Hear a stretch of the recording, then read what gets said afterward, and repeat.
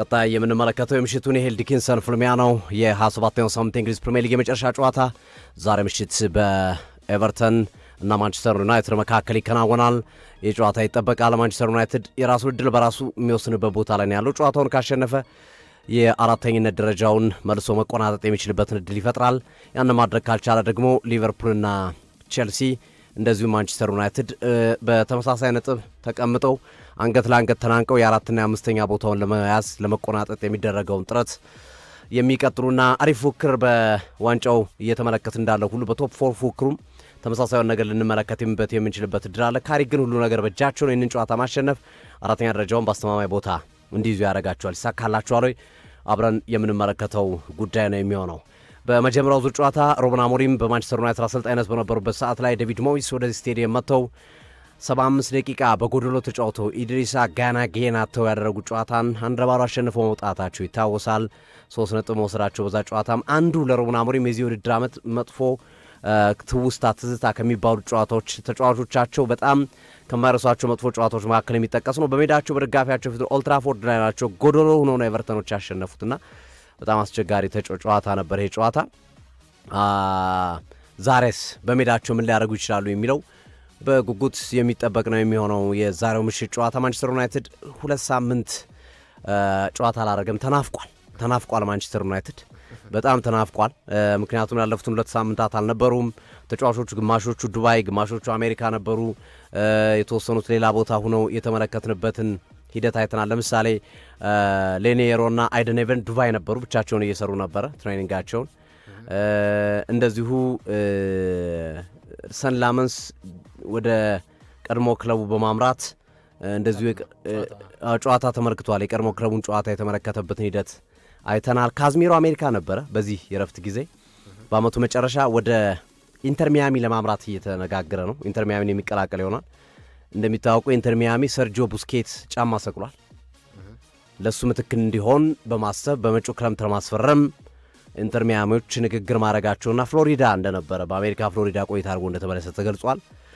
በአሜሪካ ፍሎሪዳ ቆይታው እንግዲህ ስምምነቶች እንደደረሱ እየተነገረ ነው የሚገኘው። ስለዚህ ኢንተር ሚያሚ የካዝሚሮ ቀጣይ ማረፊያ የመሆን እድል እንዳለው መናገር ይቻላል። ሌሎችም ተጫዋቾች እንደዚሁ ወደ ተለያዩ ክለቦች በማምራት ጨዋታዎችን ሲመለከቱበት የነበረበት ሂደትም እንደዚሁ አይተናል። እንግዲህ ኢቨን ኤቨርተኖችም ተመሳሳይ ረፍት ነው የነበሩት ሁለቱ። ኤቨርተን በበርማውስ ከተሸነፈ በኋላ እዛው በሜዳው ነው የተሸነፈው። ከዛ ወደ ሌላ ሀገር ሄዶ ነው ትሬኒንግ ሰሩ የነበሩ ተጫዋቾች ረፍት ተሰጥቷቸው 5-6 ቀን ረፍት ተሰጥቷቸው ነበረ። በተመሳሳይ ማንቸስተር ዩናይትድ ተመሳሳይ ነገር ያየንበት ሂደት ነው ያለው።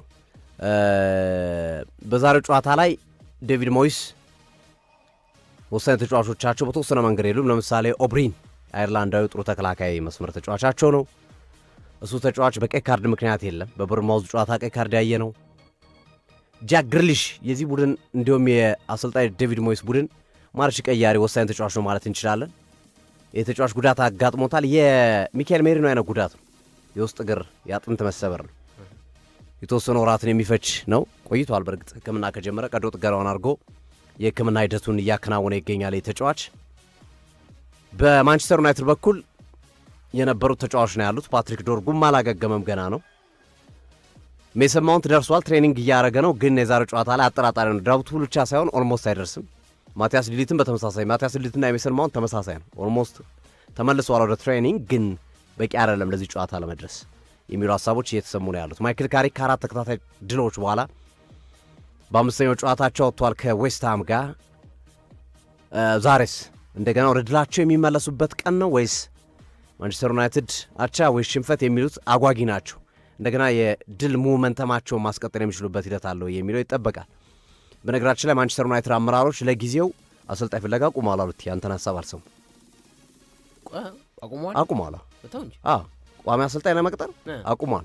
የማይክል ካሪክን ሁኔታ ነው ብለው ተስማምቷል። ያደረገ ያለው እንቅስቃሴ ጥሩ ስለሆነ የእሱን ሁኔታ ማየት አለብን በሚል አቁመውታል፣ ስታክ አድርገውታል። እንግዲህ ዛሬ በድል የሚጓዝ ከሆነ አቁመውት ይቀጥላሉ።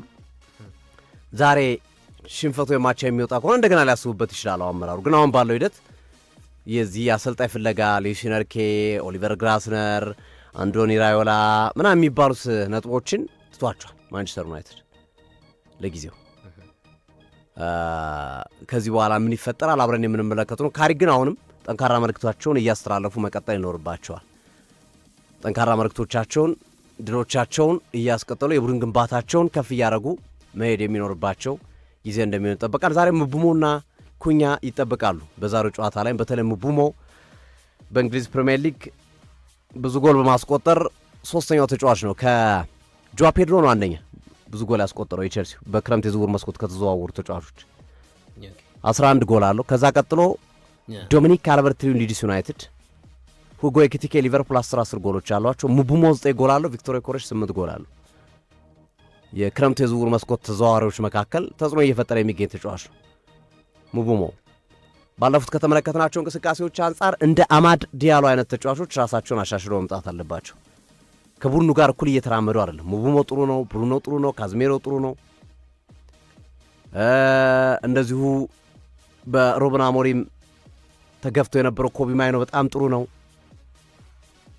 አማድ ግን መሻሻል አለበት፣ ወይም ሌላ ተጫዋች ሊተካው ይገባል። አማድ ወይ ሸሽኮ 9 ቁጥር ላይ አጫውቶ ምናልባት ሲስተማቸው ፌል እንዳያደርግባቸው ካልፈሩ በስተቀረ አማድን ማስቀመጥ ያለባቸው ጊዜ ይመስላል። ዛሬ ምናልባት የመጨረሻ ዕድል ሊሰጡ ይችላሉ። አማድ ዲያሎ አቮሪያኑ ግን ሰሞነኛ አቋሙ ግን የሚያስተች ነው። ካሉት ተጫዋቾች ዲያጎ ዳሎና አማድ ዲያሎ ነው የምተቸው። ሌሎቹን በንጽጽር እየተሻሻሉ ያሉ ወይም ጥሩ አቋም ኑሯቸው የቀጥሉ አሊያም አቋማቸው ደካማ የነበረ ቢሆን እንኳን እየተሻሻሉ ያሉ ተጫዋቾች ላይ እንመለከታቸዋለን። ዴቪድ ሞይስ ግን ቀላል ፈተና አይሰጧቸውም ዛሬ፣ ምክንያቱም ከማንቸስተር ዩናይትድ ተሰናብተዋል። ማንቸስተር ዩናይትድ አሰናብቷቸዋል። በእርግጥ በራሳቸው ውጤት መጣት ነው የተሰናበቱት። ግን ሁሌም አንድ አሰልጣኝ ያሰናበተውን ክለብ ሲያገኝ የተለመደ ትሬንድ አለ። ጠንካራ ሆኖ መታየት። አዎ እችላለሁ፣ ያሰናበታችሁኝ በስተት ነው፣ ቁጭት እንዲያድር የማድረግ ዝንባሌ ይታያል። ለምሳሌ ኡናይ ኤምሪ ይህንን በተደጋጋሚ ያደርጋሉ። ዴቪድ ሞይስ የመጀመሪያው ዙር ጨዋታ ላይ ይህንን አድርገዋል። ሌሎች አሰልጣኞችም ላይ ትመለከታለህ፣ በቁጭት በስሜት ነው የሚገቡት። ለተጫዋቾቻቸውም ሌላ ስሜት ነግረው ነው የሚያስገቧቸው። ለዛ ነው ባለፈው በነበረው ጨዋታ ላይ ሜዳ ውስጥ እስከ መደባደብ የደረሱት ኬንና እንደዚሁም ኢድሪሳ ጋናጌ በኋላ ላይ በእርግጥ እንደ ቀልድ አድርገውት ቦክስ ሪንግ ውስጥ ነው ምናምን ነገራቸውን ፈተው ወዲያው ነው የፈቱት። ግን ይሄ የማሸነፍ ፍላጎቱ ከፍ ያለ ስለሆነ አሰልጣኙ ኤክስፔክት የሚያደርጉት ነጥብ በጣም ከፍ ያለ ስለሆነ ከዛ አንጻር ነውና ዛሬም በሜዳቸው እንደመጫወታቸው ነው ማንቸስተር ዩናይትድ ቀላል ፈተና አይሰጡም ተብሎ ይጠበቃል። ማንቸስተር ዩናይትድም አሁን እንደገና ወደ ድል በመምጣት ካሪክ ራሳቸውን ማሳየት የሚገባቸው ቀን ነው ተብሎ ይታመናልና ጥርጥር በሌለው መንገድ አሪፍ ፍልሚያ እናያለን። ጨዋታው በጣም አሪፍ ጨዋታ ነው። ልብ አንጠልጣይ ጨዋታ ሊሆን የሚችል አንዱ ሲያገባ አንዱ የሚያገባበት ድራማዎች ሊኖሩበት የሚችለው ጨዋታ፣ የመጨረሻ ደቂቃ ድሎችና የመጨረሻ ደቂቃ ጎሮች ሊኖሩበት የሚችሉበት አይነት ፍልሚያ እንደሚሆን እገምታለሁ። አሪቱ ይቀሪው ነው አንተ። በጣም ጥሩ ሶፊያ፣ አመሰግናለሁ። ያው የዘንድሮ ዓመት የማንቸስተር ዩናይትድ የምሽት ጨዋታዎች በጥሩነት የሚታወሱ አይደለም። የምናስታውሳቸው ጨዋታዎች አሉ። ምሽት ማንቸስተር ዩናይትድ ሲጫወት እንደውም እኔ ድሮ ያው እንደዚህ የዴስ ቲቪ የሱፐር ስፖርት ዋጋ ቺፕ ባልነበረበት ሰዓትና ማታ ማታ ኳስ የምታይበት አጋጣሚ ባልነበረበት ሰዓት የምሽት ጨዋታዎች በቃ እንዴት ነው ማየው የሚል ጭንቀት ውስጥ ገባል። የ5 ሰዓት 4 ሰዓት ከ45 ሲሆን የማንቸስተር ዩናይትድ ኳስ ባልሆነ ብለህ የምትመኘው ፊክስቸር ድሮ በልጅነቴ እና አሁን ግን ሰሞነኛ የማንቸስተር ዩናይትድ ደግሞ የምሽት ጨዋታዎች ደግሞ አመርቂ አይደሉ። እውነት ለመናገር የምሽት የ4 ሰዓት ከ45ም የምሽት 5 ሰዓት ጨዋታዎችም በዘንድሮ ዓመት የማንቸስተር ዩናይትድ ውጤት ላይ ተጽዕኖ አሳድረዋል። የበርንማውዙ ጨዋታ የ4 እኩሉ ጨዋታ ምሽት ነው። የበርንሌው አቻ ውጤት ምሽት ነው። የወልብሱ አቻ ውጤት ምሽት ነው። የኤቨርተኑ 1-0 ሽንፈት ምሽት ነው እና ሚድዊክ ላይም ከዛ በኋላ ደግሞ ከዊኬንድ በኋላ የሚደረጉ ጨዋታዎች ማንቸስተር ዩናይትድ የምሽት መርሃ ግብሮቹ አስደሳች አልነበረም። እውነት ለመናገር ዛሬም የምሽት ጨዋታ ነው፣ ግን ዛሬ ኤመስ ቱ ዊን ጌም ሪቬንጅ ጌም ነው። ማንቸስተር ዩናይትድ ያሸንፋል ብዬ አስባለሁ። 2-1 ወይ ማንቸስተር ዩናይትድ 1-0 ይሄንን ጨዋታ ያሸንፋል ብዬ አስባለሁ እና በዛሬው ጨዋታ ላይ እንግዲህ ያው ዩናይትድ አላማው ቻምፒየንስ ሊግ መግባት ነው። ስለዚህ የራሱን የቤት ስራ ራሱ ማከናወን አለበት። ቼልሲ ነጥብ ጥሏል። ሊቨርፑል ትላንትና አሸንፏል በባከነ ደቂቃም ቢሆን። ዩናይትድ ደግሞ ዛሬ ኤቨርተንን ማሸነፍ ይጠበቅበታል። እንግዲህ ማይክል ካሪክ ከዴቪድ ሞይስ ጋር ከፈርጉሰን መውጣት በኋላ አብረው ሰርተዋል።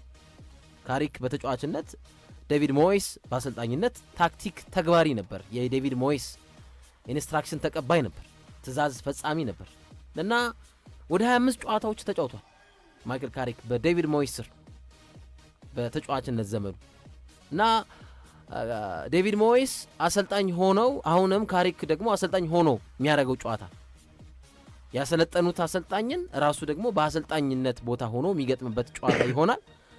ካሪክ ከዚህ ቀደም ዴቪድ ሞይስ ከዚህ ቀደም አርቴታን አሰልጥነውታልም በአሰልጣኝነትም ገጥመውታል። ከዛ በኋላ ዴቪድ ኤንስወርዝ እንዲሁ በተጫዋችነትም አብረው አሰልጥነውታል። ከዛ ደግሞ በተለያየ ኃላፊነት ተቃራኒ ሆነው ገጥመውታል። ዛሬ ሶስተኛው አሰልጣኝ ይሆናል ማለት ነው።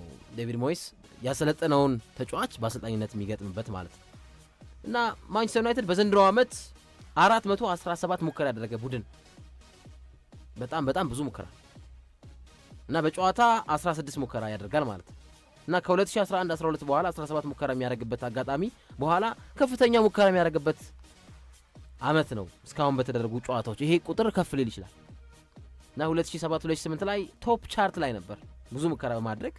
በተቃራኒው ደግሞ ኤቨርተን ዝቅተኛ ሙከራ የሚያደርግ ቡድን በአንድ ጨዋታ 3.3 ኦን ታርጌት ሙከራ የሚያደርግ ነው። ከ2017-18 እና ከ1997-98 በኋላ ዝቅተኛ ሙከራ ያደረገበት ዓመት ነው። ብሩኖ ፈርናንዴዝ ብዙ አድማጮች ያው በአርቡ ፕሮግራማቸው ላይ ሶፊ ያው ፍላጎቴን የተናገርኩት ማለት የብሩኖ ፈርናንዴዝ አድናቂ ነኝ እኮ ግን ማንቸስተር ዩናይትድ ይጠቀማል ነው ከዋጋ አኳያ 100 ሚሊዮን ያወጣል። ማንቸስተር ዩናይትድ ካዝናውን ይደፍናል ይሞላል ላለበት ችግር ከዛ አኳያ ብሩኖ ፈርናንዴዝ እድሜውም ሄዷል። ቢሄድ ማለት ማንቸስተርን ጠቅሞ ቢሄድ ደስ ይለኛል። በነፃ ከምናጣው ግን ቢሄድና ብንጠቀም ይሻላል የሚል አንግል ነው ያለ። ከዛ አኳያ ነው ብሩኖ በ10 ጎሎች ላይ በተለይ ባለፉት 9 አዌ የፕሪሚየር ሊግ የማንቸስተር ዩናይትድ ጨዋታ ላይ አስተዋጽኦ አድርጓል፣ ተሳትፎ አድርጓል። 2 ጎል 8 አሲስት። የነሰለረስ ፓርኩ ጨዋታ አይረሳም። ራሱ የአርሰናል ጨዋታ ላይ እና አዌ ጨዋታዎች ላይ ብሩኖ ጥሩ ነው ዘንድሮና የዩናይትድ ሪከርድ በጊክስ ነው የተያዘው 2001-2002 በ8 አዌ ጨዋታዎች ላይ 8 አሲስት ያደረገበት አጋጣሚ ሪያን ዮሴፍ ጊክስ። ብሩኖ ይሄን ሊሰብር ይችላል። የዴብሮንና የሄንሪን አሲስት ሊገዳደር ይችላል ተብሎ ይጠበቃል። ቆንጆ ጨዋታን የምንመለከበት መርሃ ግብር ይሆናል ብዬ አስባለሁ። ግን ዴቪድ ሞይስ ከ2013-14 በኋላ ደብል ማንቸስተር ዩናይትድ የማሸነፍ እድል አላቸው። ምክንያቱም የመጀመሪያው ጨዋታ ሮበን አሞሪምን አሸንፈውታል ኦልድ ትራፎርድ ላይ። ዛሬ ምሽት የሚያሸንፉ ከሆነ ከ13 ዓመት በኋላ ከ12 ዓመት በኋላ ደብል ማንቸስተር ዩናይትድ በሜዳውም በሄልዲክሰንም የተሸነፈበት አጋጣሚ ይጻፋል ተብሏል። ግን አይሆንም ብዬ አስባለሁ። ግን በጣም ልብ ማለት ያለብን ነገር ዩናይትድ እንደ ኤቨርተን አዌ ማች ላይ ሄዶ ያሸነፈው ቡድን የለም። ዩናይትድ ማለት ነው ማንቸስተር ዩናይትድ ቀላሉ ቡድን ኤቨርተን ነው ሲገጥም አዌ ማች ላይ። በእርግጥ የዛሬ ምሽቱ ጨዋታ አዲስ ስቴዲየም ላይ ነው፣ ሄልዲንግሰን ስቴዲየም ላይ ነው። ግን የባሰ ነው እንደሚያኛው 6 ተከታታይ ጨዋታ አላሸነፉም እና ዩናይትድ 42 ጨዋታዎችን አዌ ሄዶ ጉድሰን ፓርክ ላይ አሸንፏል። ይሄ በታሪክ በፕሪሚየር ሊጉ ታሪክ ዩናይትድ እንደ ኤቨርተን አዌ ሄዶ ማንንም አሸንፎ አያውቅም። ኤቨርተን ግን በሜዳው ያለው ነገር እንዳልከው ሶፊ ካለፉት 9 ጨዋታዎች ሆም 5ቱን ተሸንፏል። 5ቱ ያሸነፈው 2 ነው፣ አቻ ያወጣው 2። ዩናይትድ ደግሞ ባለፉት 9 ጨዋታዎች 5 ማሸነፍ 4 አቻ መውጣት 26 ከገባ በኋላ ልክ እንደ ዮኮሬሽ ማንቸስተር ዩናይትድም 15 ነጥቦችን የያዘ ቡድን ነው። ማንም ከእንደሱ በላይ ያለው የለም እውነት ለመናገር ማለት ነው። ስለዚህ የማንቸስተር ዩናይትድ ጉዞ በአሪፍ በአስተማማኝ ሁኔታ እየሄደ ነው ማለት ይቻላል። በአንድ የውድድር ዓመት ማንቸስተር ዩናይትድ አንድ ቡድን በአንድ ቀን ሲገጥም ለይሄኛው ለሶስተኛ ጊዜ ኤቨርተንን አሁን ያኔም ሲገጥመው ቅዳሜ ነው አይደለም የገጠመው፣ በዚህ በኖርማል ቀን ነው የገጠመው። አሁንም በስራ ቀን ነው፣ ዛሬም በስራ ቀን። ስለዚህ ከዚህ ቀደም ኮቨንተሪን ገጥሟል ማንቸስተር ዩናይትድ በአንድ ዓመት። አንድም ቡድን በአንድ ቀን በተመሳሳይ ጊዜ ሲገጥም ኮቨንተሪን 2 ጊዜ አሸንፏል። ቼልሲን ገጥሟል። አንድ ማሸነፍ አንድ አቻ መውጣት። ኤቨርተንን ዛሬስ የሚለው ነገር የሚጠበቅ ይሆናል ተብሎ ይጠበቃል። በብዙ መመዘኛዎች ብናየው የማንቸስተር ዩናይትድ የበላይነት አለ።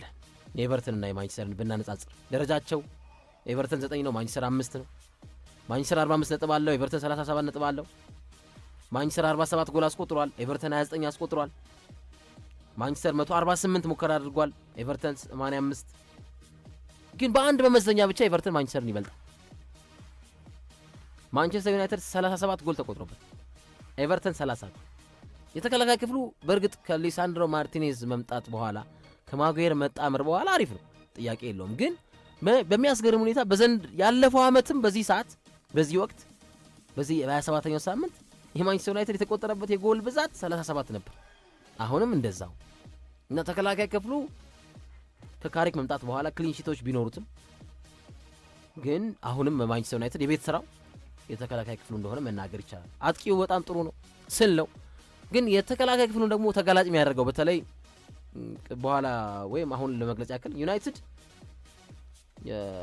እየመራ ዘንድሮ እየመራ 14 ነጥቦችን አባክኗል። እየመራ አሁን በፈርስት ሃፍ ደረጃ ይሰራ ቢባል የፕሪሚየር ሊጉን ደረጃ ብንመለከተው ፈርስት ሃፍ ላይ የክለቦች ደረጃ ብለን ራንክ ይውጣ ቢባል የማንቸስተር ዩናይትድ ደረጃ በጣም ከፍተኛ ነው። ሊቨርፑል 12ኛ ነው፣ አስቶን ቪላ 13ኛ ነው። ፈርስት ሃፍ ላይ ያለው ደረጃ ብቻ በዘነብ ብናሰራው ማለት ነው። እና ለዛ ይመስላል ማንቸስተር ዩናይትድ እየመራ 14 ነጥቦችን ጥሏል። እየተመራ ደግሞ 12 ነጥቦችን አግኝቷል። ይሄ በክለቡ ሊስተካከል የሚገባ ነገር ነው ተብሎ ይነገራል። ዩናይትድ ፈርስት ሃፍ ላይ ደረጃ ይሰራ ቢባል የ27ኛው ሳምንት ሳይጠቀስ 4ኛ ደረጃ ላይ ይቀመጣል። ማንቸስተር ሲቲ 1ኛ፣ አርሰናል 2ኛ፣ ቼልሲ 3ኛ፣ 4ኛ ማንቸስተር ዩናይትድ። ሊቨርፑል 12፣ አስቶን ቪላ 13ኛ ፈርስት ሃፍ ላይ ብቻ። ሰከንድ ሃፍ ላይ ውጤቶችን ቤዝ አድርገን ራንክ ብናወጣ ደግሞ ማንቸስተር ዩናይትድ 13ኛ ደረጃ ላይ የሚቀመጠው በሰከንድ ሃፍ ሪዛልት ብቻ። አርሰናል 1ኛ ነው፣ አስቶን ቪላ 2ኛ፣ ቼልሲ 3ኛ እያለ ይቀጥላል። ከዛ በተጨማሪ ስቶፔጅ ታይም ላይ የጭማሪ ሰዓት ላይ የሚቆጠሩ ጎሎችን አውጥተናቸው የፕሪሚየር ሊጉ ደረጃ ቢሰራ አርሰናል አሁንም 1ኛ፣ ሲቲ 2ኛ፣ አስቶን ቪላ 3ኛ፣ ማንቸስተር 6ኛ ነው እዚህ። ከዛ በተጨማሪ የሚሞከሩ ሙከራዎች ብረት ባይገጭባቸው ክለቦች ተብሎ ኦፕታ እንዳወጣው ከሆነ አንድ ክለብ ሙከራ ሲያደርግ የሞከረው ኳስ ብረቱ ሲመልስበት ያ ኳስ ወደ ጎልነት ቢቀየር ባይመልሰው አንግሉ ተብሎ ቢሰራ ደረጃ 1ኛ ማንቸስተር ሲቲ፣ 2ኛ ዩናይትድ ነው፣ አርሰናል 3ኛ። የመጨረሻው መስፈርት በኦፕን ፕሌይ የሚፈጠሩ ጎሎችን ብቻ ቤዝ አድርገን እስኪ ደረጃ እናውጣ፣ የሴት ፒስ ጎሎችን ደረጃ ሳንቀላቀል። ይህን ሳምንት አይጨመርም ስታቱ፣ የዚህኛውን ሳምንት ፊክስቸሮች አይጨመርም እና ሲቲ 1ኛ ነው፣ አርሰናል 2ኛ ነው። ማንቸስተር ዩናይትድ እዚህ ጋር ኦልሞስት ወደ 7ኛ ደረጃ ፈቅ ይላል የኦፕን ፕሌይ ጎሎችን ብቻ ብንመለከት እና ዩናይትድም በሴት ፒስ የሚቆጠሩ ጎሎችን በጣም የሚጠቀም ክለብ እንደሆነ መናገር ይቻላል። የምሽቱ ጨዋታ ላይ እንግዲህ እንዳልከው ሶፊ ምናልባት የአማድ ከአፍሪካ ዋንጫ መልስ በጣም ጥሩ ነገር እየተመለከትንበት አይደለም። ካሪክ በጣም ተወዷል። አንደኛ በልጆቹ የተወደደበት ምክንያት ምንድነው? ከጌም በኋላ ተጫዋቾች ኦፍ ናቸው። ትሪትመንቶችን ምናምን ነበር ከዚህ ቀደም ሮበን አሞሪም ላይ ትሬኒንጎችን ያሰራል ከጌም መልስ። ግን አሁን ከጌም መልስ ረፍት ናቸው እና ተጫዋቾች ከቤተሰቦቻቸው ጋር ከፍቅረኞቻቸው ጋር እንዲገናኙ መንገድ ሆኖታል ከጌም በኋላ ረፍቱ እና ይሄ ተወዷል በዩናይትድ ቤት በዚህ ሰዓት የሚሉ ሀሳቦች በጣም እየፈለቁ ይገኛሉ።